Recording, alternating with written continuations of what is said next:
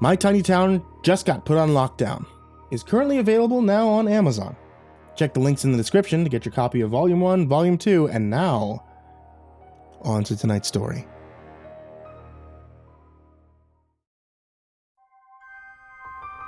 Day 61.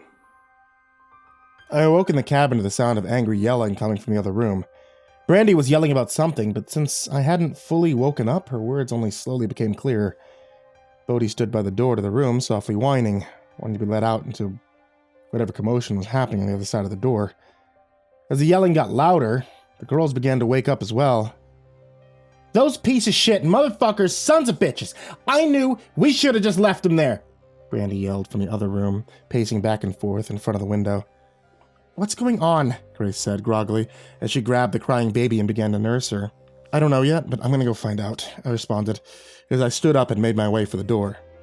Bodhi ran out of the room as I opened the door, and I was met with the sight of Sam and Destiny, messing around with some of the blankets and things we had brought in from the vehicles last night. "Hey, what's going on? Where are the other two?" I said. However, I wasn't sure why I did. The answer was obvious to me. I just didn't really want to believe it. "What's going on is those two pill-headed junkies left in the middle of the night and stole the Jeep, which had half of our shit in it," Grant responded, close to, but not quite as pissed off as Brandy seemed to be. I walked to the window to see that the Jeep was indeed missing, and my heart sank. My head was filled with nothing but "I told you so" as I moved to the front door. I don't know if I had been hoping that looking out the door instead of the window had produced a different situation, and the Jeep would still be there, but to no surprise, the scene was exactly the same. I knew that this situation was, let's say, less than ideal. We now had 4 adults, 2 kids that required car seats to be safe, and a dog, plus whatever supplies we still had left to fit into one SUV. Then, on top of that, our ammo was really starting to dwindle, and we only had maybe 6 arrows left between both Grant and I. 4 rounds for the .308 rifle, 10 shotgun shells left. As that thought flashed through my mind, dread caught in my throat. "Weapons," I said abruptly. "What?" Brandy said, as both her and Grant gave me very confused looks. "Weapons. Do we still have all of our weapons, or did they steal them?" I answered. I knew I had my bow with 3 arrows still in the quiver, and Grace had the rifle in the room with us as we slept. "We had my bow and Brandy's shotgun in the room with us last night. They're still there," Grant replied. A small wave of relief washed over me, as they didn't leave us without any protection. Just then Addie ran into the room and hopped up on the couch. She sat there watching us quietly while she sucked on her thumb. Grace came in shortly after and set Izzy down to let her crawl around. She asked what had happened, and I gave her a quick rundown, to which she was justifiably both angry and embarrassed. I could feel that most of us were having the same thought that I was, which was, how didn't I see this coming? The amount of embarrassment I had was palpable, but I knew I had to focus on getting us a plan instead of dwelling on all that we had just lost overnight. "Daddy, look," Addie said with much enthusiasm and pointed out the window. I walked over to the big picture window that she had been pointing out, and my heart sank when I saw what she was looking at. Quickly crawling along the ground, I could see 3 of the tiny gecko creatures. And as I watched, more kept appearing. "Damn it, time's up," my brain screamed at me, as I realized the little lizard creatures meant that the bigger ones would be close behind. Grace and the other adults joined me at the window, and just as Grace grabbed my hand, letting me know that she was worried, one of the little scouts crawled across the glass of the window. Its translucent, glowing skin nearly made a tracer of light that sped across the glass. The little gecko stopped almost directly in front of my face, and I nearly became entranced by its glowing purple insides behind its clear skin. It cocked its head sideways and peered through the glass at us. It almost immediately began to emit small puffs of the purple fog, signaling the other creatures that had found us. Suddenly, I snapped out of my trance and thought to get us all moving. "Hey guys, we need to load up as best we can and get moving now. Bigger ones will be here soon, and with all the wounds that we already have, I don't really feel like adding to them," I said, with both concern and confidence in my voice. "Plus, we already know that we are running low on ammo now, and I don't know when we'll be able to find more, or if we even will." Grace put her hand on my shoulder, and still with a worried look in her eyes, she smiled at me and scooped up Izzy. Addie followed Grace as they rushed back to the room to grab whatever supplies that we had brought in the house the night before. Grant turned to me, and just as he was about to say something, a thundering roar cracked the sky and we heard the glass rattle in the frame. All of our eyes widened and we began to scramble to get into the SUV. Hurting everyone outside, I could feel the footsteps of one of the behemoths on the ground as it got closer. Another roar pierced the sky. From the side of the house, a massive tree fell over, nearly taking out Brandy and the SUV at the same time. She screamed a few choice words, and I looked back at the house as I lifted Addie into her car seat. The massive head of the colossal creature emerged from over the roof of the house, and it began to walk towards us and through the house, as if it was no more structurally sound than air. "The fuck is that?" Brandy yelled as her and Grant jumped in the back seat after Bodhi. "I'll explain later, let's go," I yelled back at them, as the doors were finally shut on the vehicle and I sped off, throwing rocks as we left. As I pulled away, I saw in the side mirror as two of the crawlers and a lurker came running out from beneath the huge behemoth.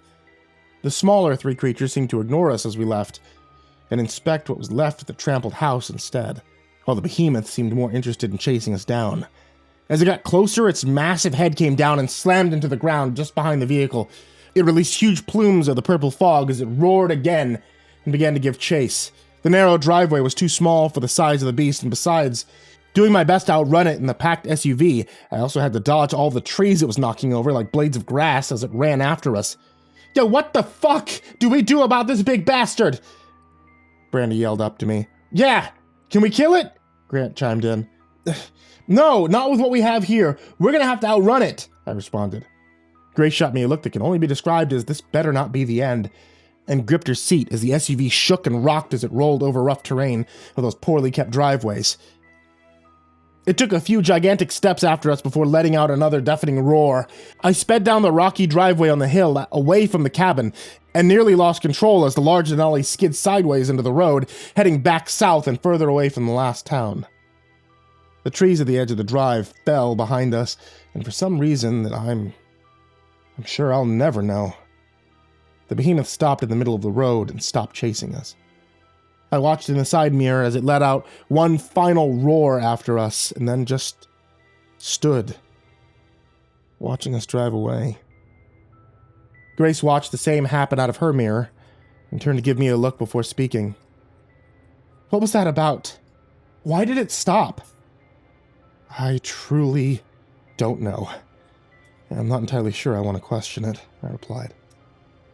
All of us sat in stunned silence after that. Driving in almost complete silence for nearly a half hour was excruciating, but I understood that all of us were a little rattled from the behemoth. Finally, Brandy was the one to break the silence. "Okay, so seriously? What was that thing?" Grace and I looked at each other, giving anxiety-ridden looks before she answered Brandy's question. "We call them behemoths. I've only seen a few of them, but they seem to be used kind of like a tank. The rest of the creatures kind of follow them around and let them smash into things so the smaller ones can get in and attack whatever else might be in there." "Can you kill them?" Grant asked. Grace looked at me and without any words asked me if I wanted to field that question, so I did. "Yeah, we've seen one of them taken down, but it took lots of people firing at it and a couple of mounted 50 caliber machine guns before it finally fell. Plus, the whole time they were shooting at it, a bunch of the smaller ones, the crawlers and lurkers, were running around basically defending it, but taking out anyone they came across." "So did you guys stay at a colony, or was it the military, or what group was it that took it out?" Grant asked. "No, we got captured by this insane creature-worshipping cult about a month ago. Pretty much all of them died when the creatures attacked, but we made it out. Barely," Grace answered. "Hey, look!" I interrupted as I pointed out of the windshield at a sign along the side of the road. A smile grew on Grace's face as she read the sign and looked at me. I'd never seen her excited about something like that, and admittedly, it was quite refreshing to see. "State Trooper Headquarters 2 miles. You think of what I'm thinking? More ammo, more guns?" she said. Grant and Brandy both cheered from the back, and Brandy brought up the idea that truly hadn't crossed my mind until she said it. "We could grab a cruiser. That bitch would already have a CB in it too." Those 2 miles before the turn were spent wildly speculating on all the treasures that we could find inside the building. It was amazing to see the amount of hope that everyone felt from such a simple sign. They hadn't even seen what the shape of the building was in yet. They were already elated at the discovery. Addie was laughing, I'm assuming just from the sight of seeing everyone else so excited about something. Sadly, it was a sight that she hadn't seen in quite a while.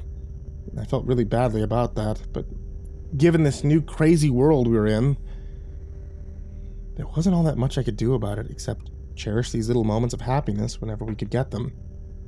As we pulled off the road and followed the sign directing us to the driveway of the building, I was met with disappointment as I saw that the big chain-link fence gate had been what looked like trampled. The barbed wire that had been running along the top had snapped and was strewn out along the ground at the base of where the fence once stood. The fence itself had been knocked to the ground, the fence posts bent and broken at the bases, as if it had been pushed through or driven into until it was knocked over. I knew the minute everyone else saw the same thing I did because a sudden silence fell over everyone in the vehicle. We all watched with wonder as I rounded the corner and we were able to see the building past the trees. To my surprise, the building didn't look entirely destroyed like I had expected. A few windows had been broken, and out of the 4 police vehicles left in the lot, 3 of them were visibly unused. One of them was completely overturned and was laying on its crushed roof.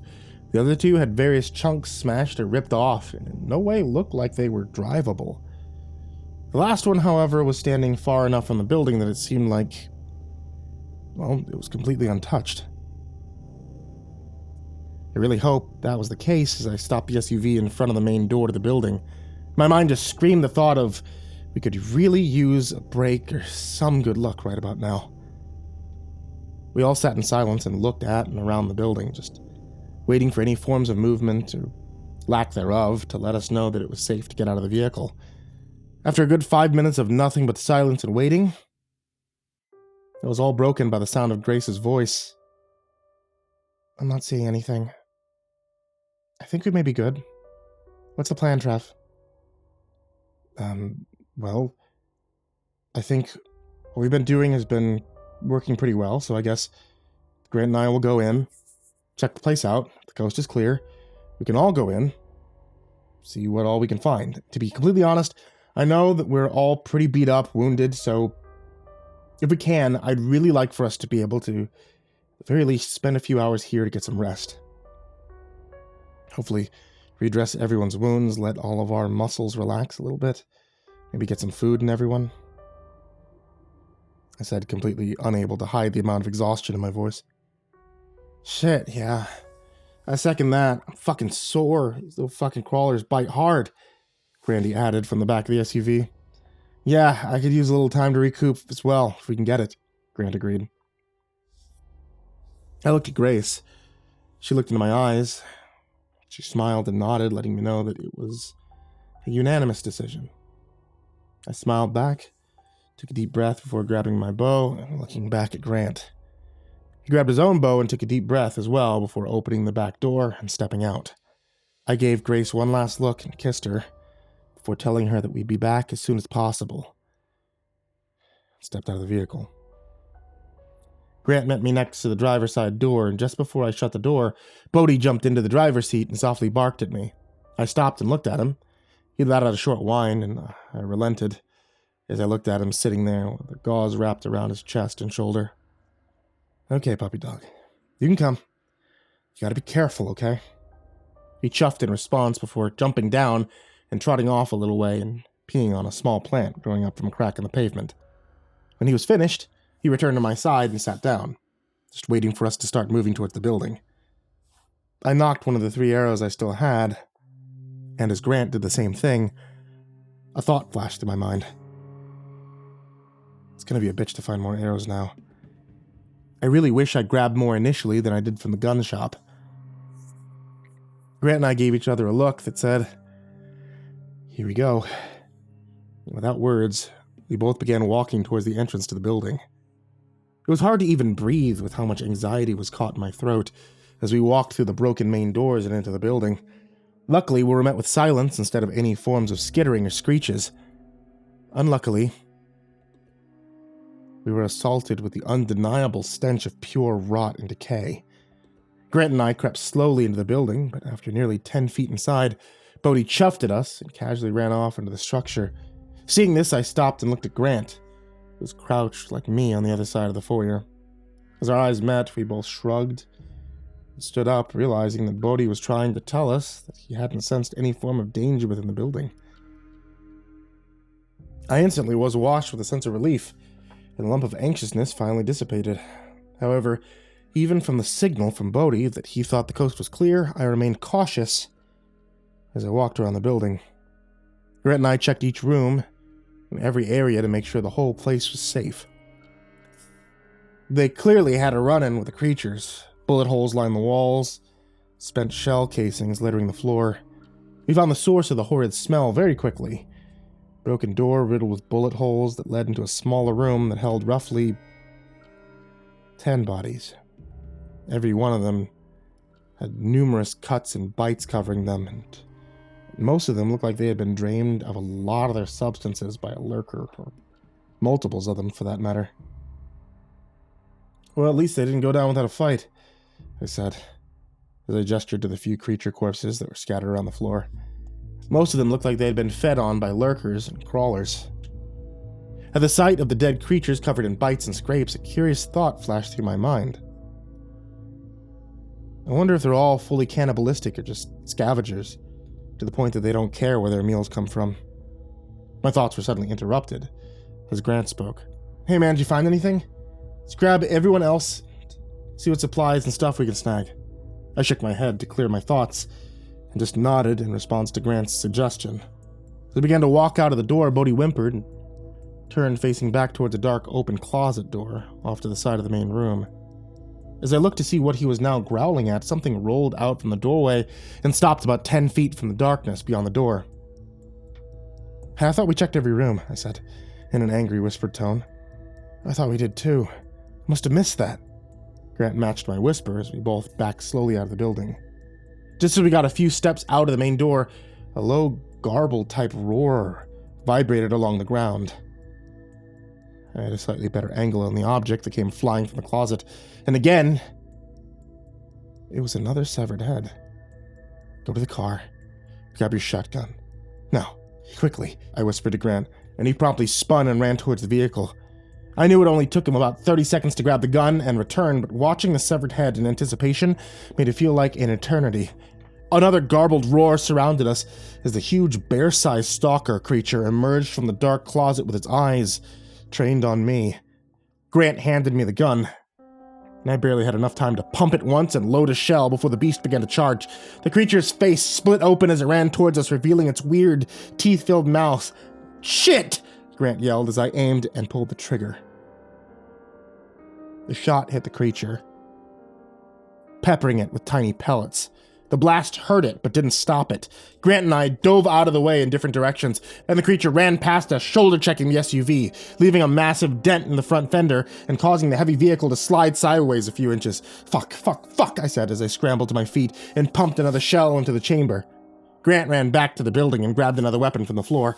I hoped that he would find one that at least had a few rounds in it. As the stalker turned and leapt at me, the creature covered the 15 feet between us in one massive jump, and the only thing I could think to do was to run towards it and roll underneath it while it was in the air. I did my best, but my evasive move just came out clumsily and awkward.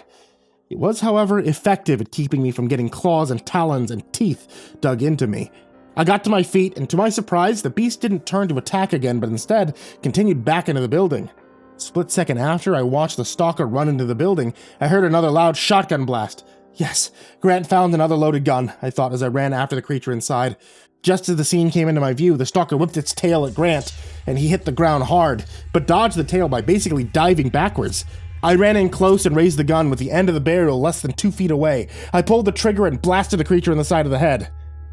Strange purple blood sprayed everywhere, and even with nearly half of its head blown completely off, it seemed to sway between Grant and myself, almost as if it was going to attack again, before finally collapsing.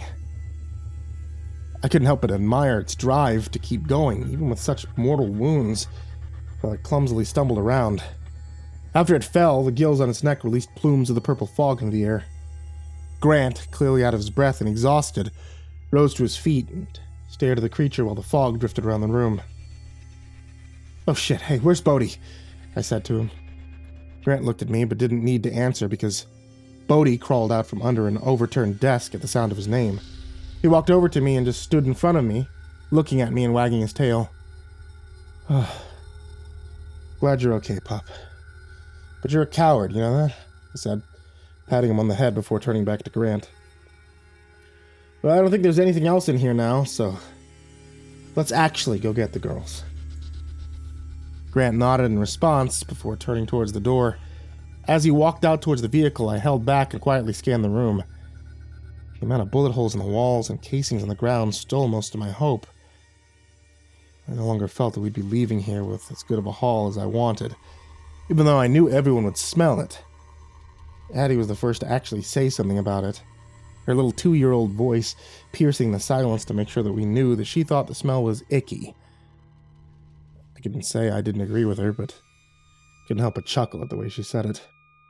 Grant and I found the barred door leading to the station's armory, and my heart sank with disappointment when I noticed it was locked. Honestly, I'm not really sure what I was expecting. I mean, it was an armory. Of course it was going to be locked. Luckily, it didn't take all that much searching, although it was searching through dead bodies before we found a keyring with keys that could unlock it. What we found inside wasn't overwhelming or breathtaking by any means, but it sure as hell wasn't disappointing either. The room itself wasn't really all that big, but it only had one way in and one way out. Tactical shotguns, some assault rifles, and oddly enough, there were a few sets of riot gear and gas grenades. Still kind of curious why State Trooper headquarters, seemingly in the middle of nowhere, thought they needed riot gear and tear gas in their armory, but it was there nonetheless. I was mostly happy about seeing the pistols, since I was still a little bitter about losing our other handguns. Sadly, even with all the new weapons we had access to, our main problem was that a lot of the ammunition for all of it was in the form of already spent shells and casings scattered on the floor in the main room. We ended up taking a pistol for everyone, and the 4 boxes of bullets that were left for them. 2 of the tactical shotguns, 3 boxes of shells left for those, even though one of the boxes had been labeled non-lethal, 2 assault rifles, and 2 boxes left for those. I also, just for the sake of why not, decided to grab a couple of the smoke and tear gas grenades. There were also 4 flashbang grenades sitting there, and I almost took one, but figured I would be more likely to fuck myself up with one of those rather than any form of enemy. There was a small kitchen area in the building, but sadly, it had nothing of use to us. And finally, near the front desk, we found a rack that held the keys to the trooper vehicles. Not wanting to make a bunch of trips, Brandy just grabbed all the keys and we walked outside.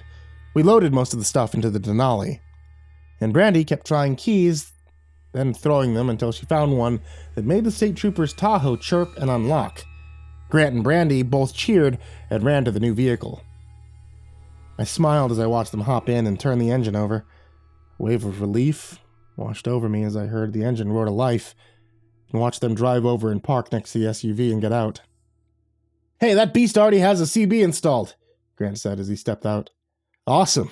Hey, I was just thinking, it's starting to get late in the day. Do we want to keep driving or do we want to make use of the security sleeping in the armory?" I replied. "I say we stay for the night. It might not be much, but we could probably make some use out of that little kitchen area, have something better to eat than just snack food. Plus, we can lock ourselves in that room, and the idea of that makes me feel pretty safe. Especially for the girls," Grace said. Grant and Brandy looked at each other for a second, before Grant answered, "Yeah, sounds good enough to me." Brandy just looked at us and nodded in agreement. "I don't really want the girls playing around that, so would you mind if you and Grant cleared out some of the dead bodies in there?" Grace said, seeming oddly ashamed of her question. Yeah, of course," I said, and instantly began to walk inside to start dragging bodies out the back door. Grace and Brandy talked out front while the girls played with Bodhi near them. I took just over an hour for Grant and me to clear all the bodies, sweep and scrub whatever bullet casings and pools of blood there were all over the floor. Finally, once Grant and I thought it was safe enough, we let the girls back in and began to put together a meal in the tiny kitchen area that they had there. After we all ate, we grabbed blankets and whatever makeshift pillows we could find, and after locking ourselves in the armory, we all passed out.